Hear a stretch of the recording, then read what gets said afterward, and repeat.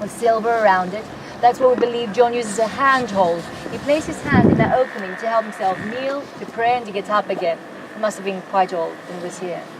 So we have the desk, the handhold, and then on ground level, there's a bronze fence surrounding this.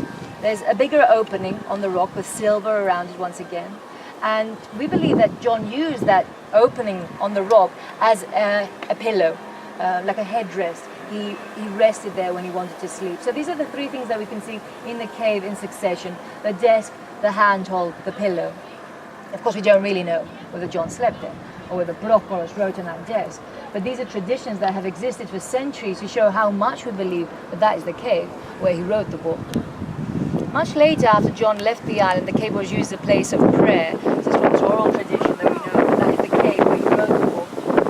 And as it has been formed into an Orthodox chapel, we'll see an icon screen, an iconostasis. This is a wooden panel of holy paintings. We always find this in an Orthodox church. It divides the main part of the church from where the sanctuary is. And I'm mentioning it because the largest icon on the iconostasis, made 400 years ago, especially for the cave, is the vision of John. So what I was quoting from the first chapter, you'll see depicted on that icon. So you'll see John lying as if he were dead, as he writes. The 7 golden candlesticks and the 7 angels surrounding Christ.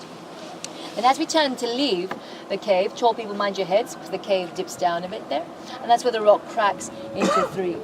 Unfortunately, we won't be able to stop and talk inside the cave. We'll be walking through it, as there are a lot of people today that have come to visit the cave. But as we walk through, I'll be pointing these things out again, so you don't miss them. But now, you'll have to use your imagination down there, not only because there were no oil lamps, no icons when John was there, but it was an open cave at the time that John was there. 1,000 years after John was on the island, in the 11th century, the monk who built the castle which we'll be visiting next built a little chapel with which he closed up the cave in a way to protect it. He dedicated that chapel to Saint Anna, the mother of Mary. So when we go down the 40 steps, what we're going to be visiting essentially are 2 chapels. The chapel of Saint John, which is the cave of the Revelation, and the chapel of Saint Anne, which closes the cave up. So when John was here, you have to imagine that that was the view that he had. He said the cave was an open cave. He could see the sea. On a clear day, he would have been able to see the coast of Asia Minor, where he had been exiled from. If you have an interest in Byzantine iconography, then it's worth taking a look at the icons in the chapel of Saint Anne.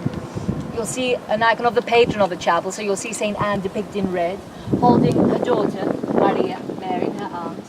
And Mary in her right hand is holding a little flower, a rose, symbolizing the unborn Christ. So that's a rare depiction in Orthodox iconography of, you could say, 3 generations on one icon.